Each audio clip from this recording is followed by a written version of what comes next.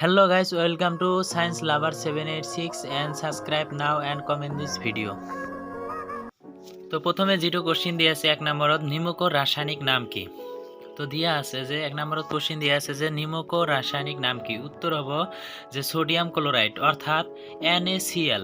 আর দ্বিতীয় নম্বরত যেটো কোশ্চেন দিয়া আছে যে কোনটো ভিটামিনৰ অভাৱত ভেৰি ৰোগ হয়। দুই নম্বৰত যেটো কোশ্চেন আছে তো দুই নম্বৰৰ কোশ্চেনৰ উত্তৰ হ'ব ভিটামিন B1 অৰ্থাৎ ভিটামিন B1 অভাৱত ভেৰি ৰোগ হয়। তো 3 নম্বৰৰ যেটো কোশ্চেন দিয়া আছে গছৰ পাতৰ ৰং কিহৰ ভাৱে সেউজীয়া হয়, মানে গছৰ পাতৰ যেটো ৰং আছে সেউজীয়া যে হয় এটো কিহৰ ভাৱে হয়। তো এনসাৰ হ'ব ক্লোৰোফিলৰ ভাৱে গছৰ পাতৰ ৰং সেউজীয়া হয়। আৰু 4 নম্বৰৰ যেটো কোশ্চেন দিয়া আছে গাখীৰত পোৱা প্ৰধান অম্লবিধৰ নাম কি, যে গাখীৰত পোৱা প্ৰধান অম্লবিধৰ নাম কি। আৰু এই কোশ্চেনটো জানা সকলৰ বাবে দৰকাৰ আৰু এটা ইম্পৰ্টেন্ট হয়। আৰু এটাৰ এনসাৰ হ'ব লেক্টিক এসিড। আৰু গাখীৰত পোৱা অম্লবিধৰ নাম হ'ল লেক্টিক এসিড। তো 5 নম্বৰৰ যেটো কোশ্চেন দিয়া আছে ভিটামিন এ বৈজ্ঞানিক নাম কি। আৰু এটা ইম্পৰ্টেন্ট কোশ্চেন হয় যে ভিটামিন এৰ বৈজ্ঞানিক নাম কি।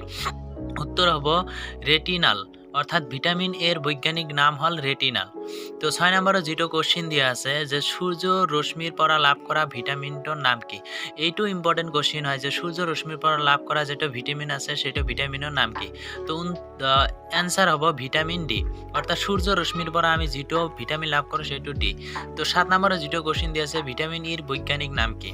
ভিটামিন ইর বৈজ্ঞানিক নাম কি। তো এটার অ্যান্সার হব যে ট্রোকফেরাল অর্থাৎ ভিটামিন ইর বৈজ্ঞানিক নাম হল ট্রোকফেরাল। আর 8 নম্বরের যেটো কোশ্চেন দিয়া আছে কাপড় ধোয়া সোডার রাসায়নিক নাম কি। আর এইটো কোশ্চেন ভেরি ইম্পর্টেন্ট হয়, এক্সামত আহিয়ে থাকে কাপড় ধোয়া সোডার রাসায়নিক নাম কি, সোডিয়াম ক্লোরাইড অর্থাৎ কাপড় ধোয়া সোডার রাসায়নিক নাম হল সোডিয়াম ক্লোরাইড।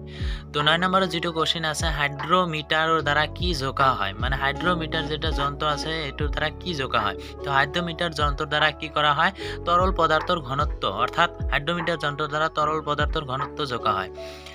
10 নম্বরত কোশ্চেন হল এমিনোমিটারের দ্বারা কি জোকা হয়, এমিনোমিটার যন্ত্রর দ্বারা কি জোকা হয়। তো 10 নম্বরের অ্যান্সার হবে বতাহর গতিবেগ জোকা হয় অর্থাৎ এমিনোমিটার যন্ত্র দ্বারা বতাহর গতিবেগ জোকা হয়। তো গাইজ ভিডিওটো যদি ভাল লাগি থাকে তেনেহলে like comment share and subscribe কৰিব আৰু চেনেলটো শেয়াৰ কৰিব।